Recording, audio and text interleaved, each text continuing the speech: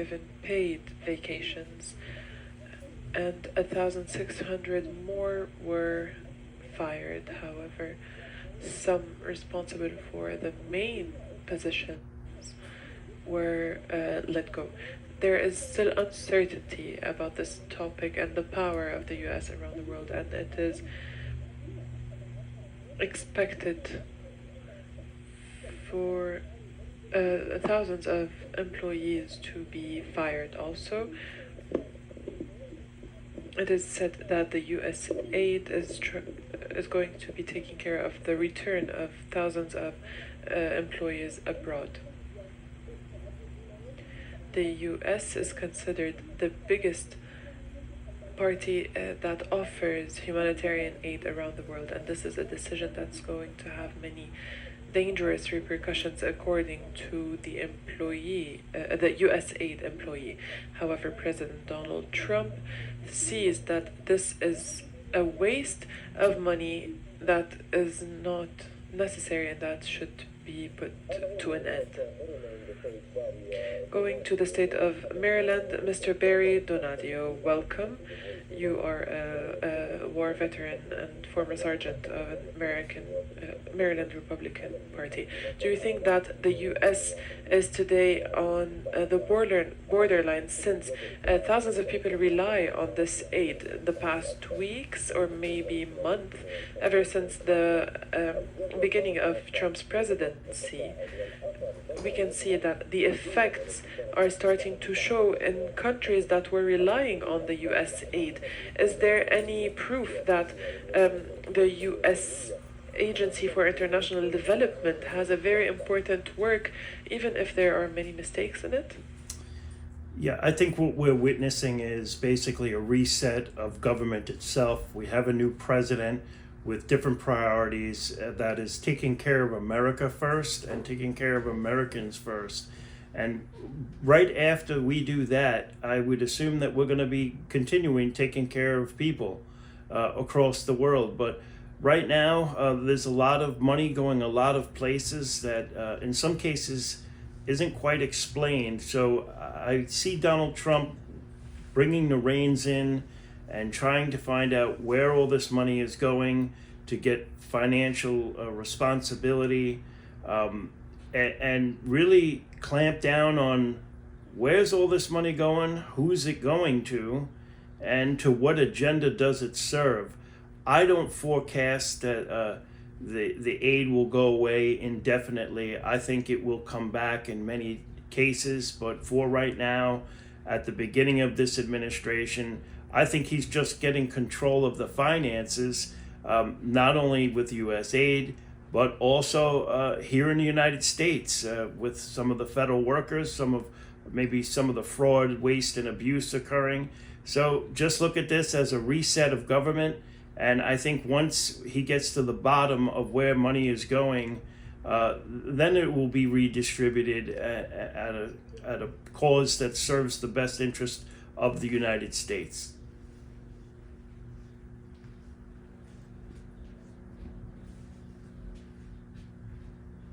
However, how much do you think that this attachment to the decisions that the President Donald Trump is taking is going to last? We do know that he had decided to close down the USA today, and as we have seen in the report, and going towards reducing this aid. Do you think that this process today is still not clear, or the strategy is still not clear, and maybe the Trump administration may be shooting arrows and then pointing them? So is this happening in the US? It's a very good question and a valid question to ask, and it would appear that way. But if we let Donald Trump do his job, and I guess if we stay out of his way a little bit, let him do what he needs to do, the United States of America will be healthy again financially. We'll be able to pay down our debt, and then we'll be in a position to help other countries and other people. Right now, the United States is tremendously in debt. We've been helping Ukraine, with their defense against Russia. This is a very costly venture to go through. We can't feed the entire world with our aid. I think some stuff will stay in place. I think, again, once they figure out where all of this money is going, you will see a reset and you will see it pick up again. And it will just be based on what the president feels is best for the United States. I think the president is moving lightning fast with this, and he is moving fast with other inquiries as to where money is going in the federal government. And I think really within a couple of months, you will see things maybe getting back to normal as far as USAID goes, but maybe redistributed in other ways to other countries that are best suited for the taxpayers of the United States.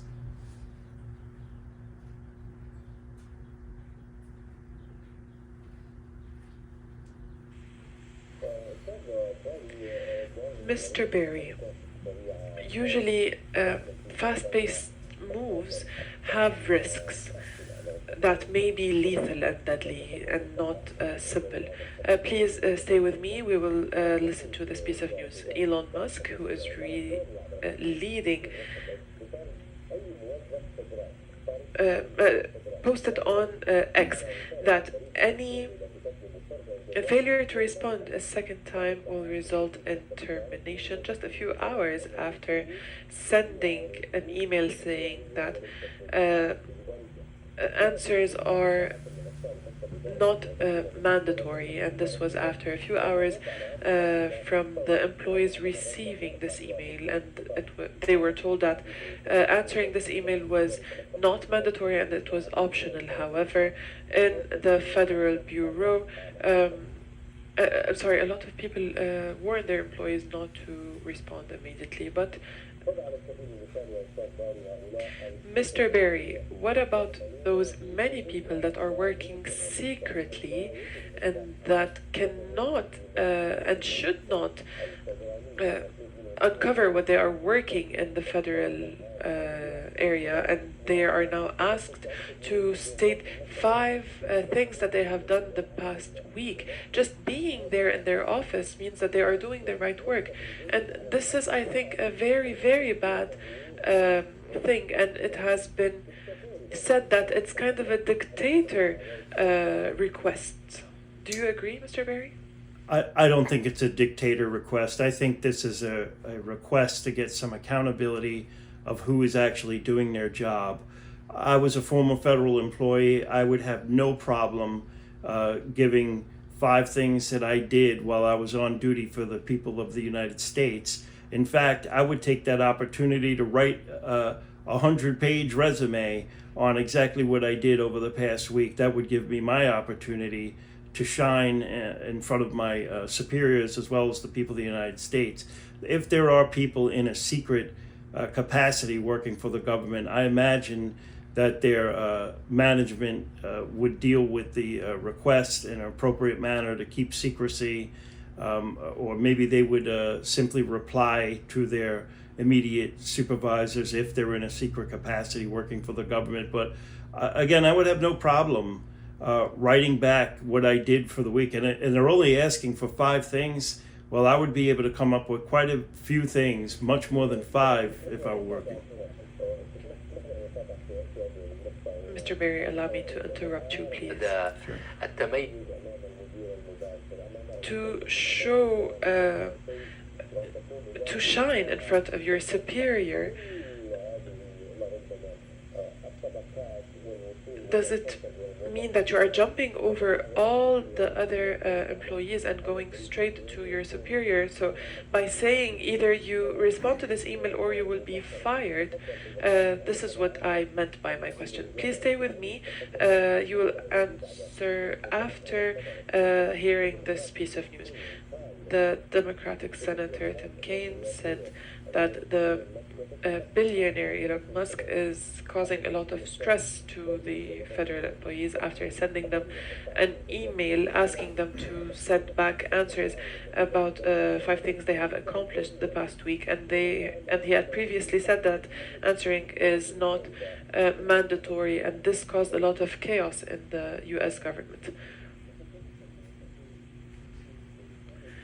employees received an email saying that Elon Musk has no authority over them. This is why they are now in a critical state. Should they answer and lose their jobs, or should they follow up with their superiors and not respond to this email? And do they actually need to respond to this email to keep their jobs? It is a voluntary work to cause chaos. Mr. Berry, before answering this, please answer this. Does this step cause chaos, and does it mean that you are flying over all the authorities and putting the employee in front of two decisions? Is it not causing chaos? It could be confusing to some people. I have not read the email itself. I would do what the email directs me to do as a federal employee. I would check on the authorities of the email. If somebody is confused, they can go to their immediate supervisors. There is still a legal process in the United States. We see the Trump administration do things, and it's still challenged in the court. The courts are working. He doesn't get everything he wants. What I perceive this as an accountability of, hey, are there actually federal employees out there that are actually claiming to be in these positions? Just like we had saw with the Social Security fraud, there were people in the United States collecting Social Security, but yet 200 years old by the records that were on file. So I think this is just an overall accountability of, are people even checking their emails that are federal employees? Are they responding? I can't direct what to do to a federal employee. I can only tell you what I would do if I was not working in a secret capacity or a covert manner for an intelligence agency. I would have no problem responding to the email, and I would CC all of my supervisors on it and just simply say, this is what I did for the week. That would be very easy for me to do, and I would be glad to do it. And quite frankly, I don't understand the resistance to it.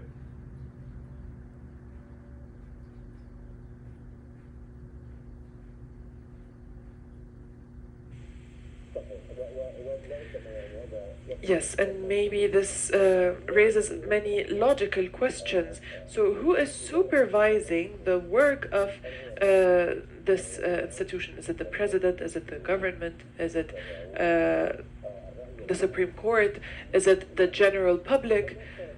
Let's say that there was a problem in the work of this association. And Musk actually did say that there have been many mistakes going on, but who is going to hold them accountable, Mr. Berry? Well, the branches of our governments are holding each other accountable, and we also have the court system. I imagine there will be legal challenges to this, and if somebody feels like they are being wronged legally, they have an absolute right to challenge this in court, just like some of the other executive orders that President Trump has put through. He's certainly not a dictator. He is a president.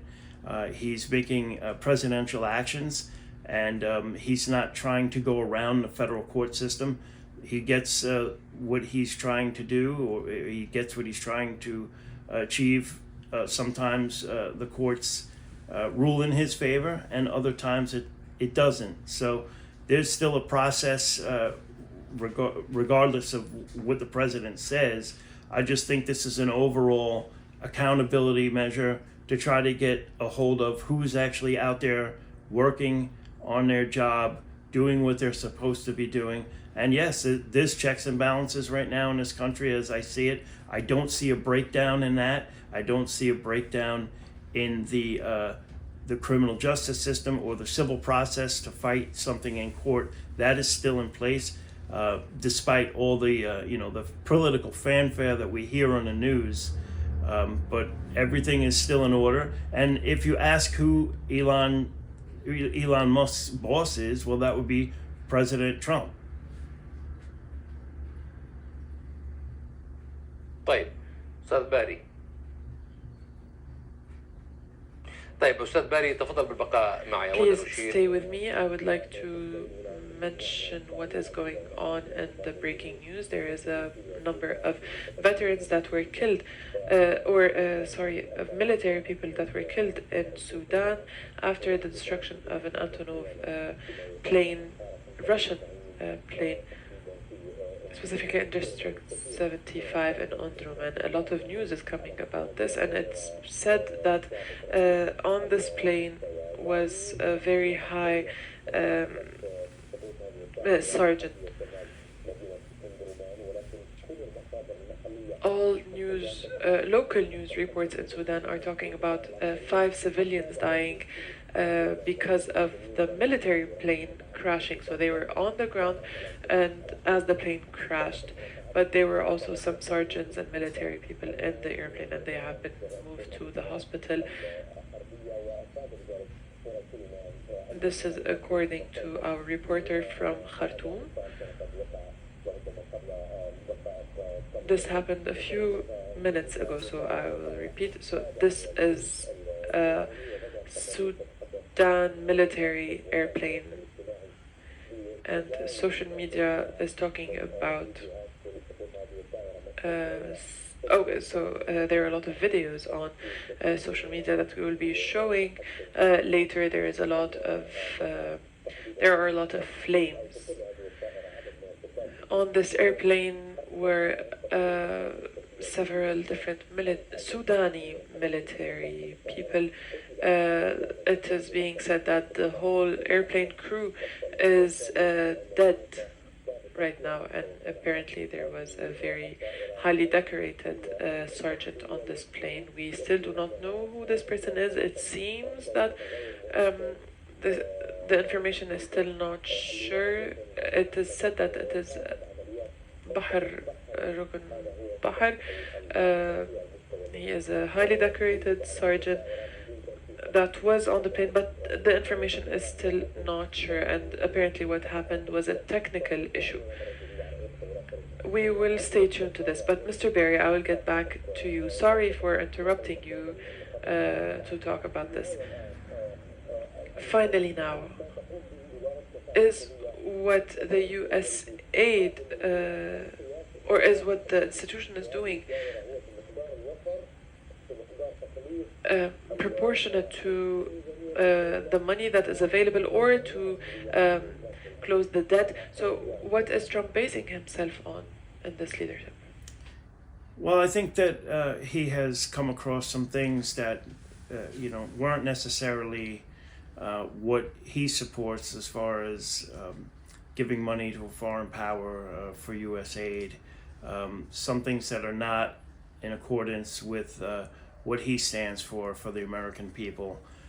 We have to admit that the American people overwhelmingly voted for President Donald Trump and trust President Donald Trump. So they're wanting answers just like everybody else. They're finding fraud, waste, and abuse in some government agencies. They're doing inquiries. This one seems to be the biggest one, where they're finding stuff that just seems to be wasted money. Now, I don't find it to be a waste to feed people in other countries, but we may not necessarily be in a position at this point in time to feed the entire world. We have to get our house in order, and I think that's happening very fast. You're watching it unfold right now. We have to understand the president has only been in office literally only 4 weeks. He has brought the Palestinian issue. There is a ceasefire and hostage exchange. We have come to the table with Russia. We're bringing Ukraine to the table with Russia for a potential peace deal, all within 1 month of this man being president. We now hear about the plane crash in Sudan. I would expect that President Trump may address the civil war there, which is horrible, and my condolences to everybody who perished on that plane crash. So President Trump is doing so many things so fast, and obviously he's uncovered some things that he found unpleasurable with the USAID, and they're putting a halt to it, but I expect it to continue moving forward. الضاق علي سامحني. شكرا جزيلا لك باري. وأنتم مشاهدينا الكرام، نكون قد وصلنا بذلك معكم إلى نهاية هذه الحلقة من المباشر 360. Hello.